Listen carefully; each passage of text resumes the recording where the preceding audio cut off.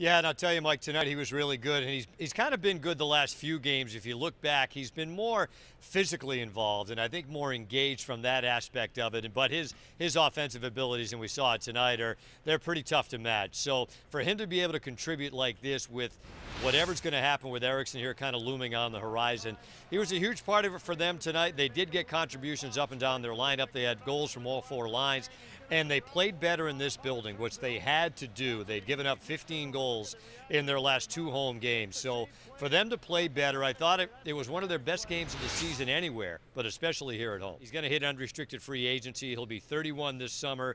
This is probably going to be the last big deal he gets. I think a lot of it's going to depend on the term of the contract. If he would take a shorter term, that might increase his chances for staying here. I don't see him doing that.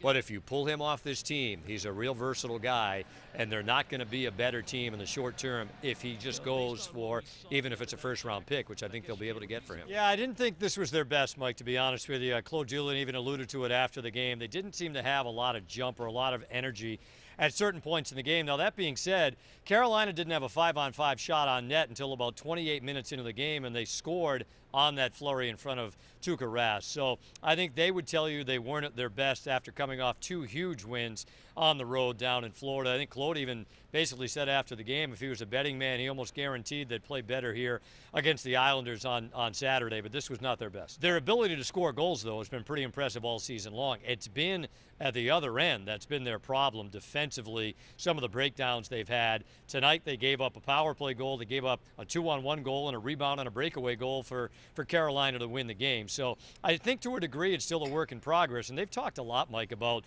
growing pains and balancing that with winning all season long.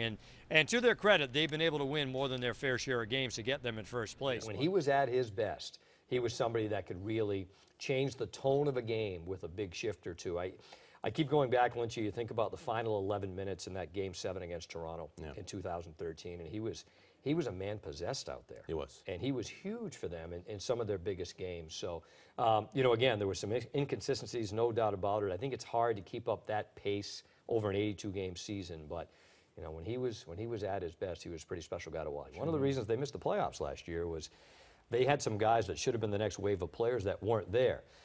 The problem I have with that is the future should also be now for this team. Right. You've got Bergeron in his prime, and Krejci in his prime, and Rask in his prime, and Marchand. And, you can argue maybe Chara is on the back side of it, but he's still a significant player. I think they needed to retool things significantly. Now, you could make an argument that the Lucic trade on its own is significantly retooling it. The Hamilton trade's shocking because it flies in the face of also how they said they wanted to get back to playing, which was be a team on the move and on the attack. He's the best puck-moving defenseman. They've played 52 games. 37 have been decided by 2 goals or less.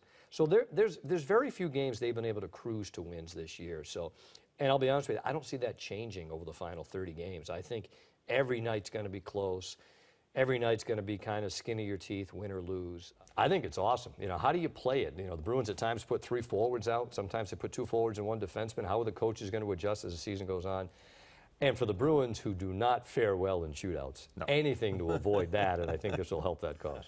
That's right up Marchand's alley. Yeah. Overtime, center stage, and he scores to win the game. First, I didn't know this till after the fact. So they've had a team for 92 years. They've never won a game on a penalty shot in overtime ever until the last night. Is that right? Yeah, which I didn't know it. I found out afterwards. But, yeah, pretty amazing the way it finished. The Bruins standpoint, despite what happened in the Winter Classic, it doesn't change the fact that the division is still tight, even though Florida's won 9 in a row. They still have games in hand on most teams, and they're still right in the thick of it. But they went from a point where they had 4 straight games. If they had won, they would have jumped in the first place. They lost all 4 of those games. To now they're in the second wild card spot. So, certainly there should be, at least you would hope, coming off what happened in the last game in Foxborough, but also where they are in the standings right now, you'd hope that there would be a certain urgency in their game tonight. Yeah, they've had a good team, I think, over these last few years, Tony. I will say last year the Bruins, that one loss was here against Boston last season. Then the Bruins went out to St. Louis later in the year and had a real tough game and lost 5-1. So I'd be curious to see how the Blues react tonight. As you guys know, they're coming off a real tough loss last night.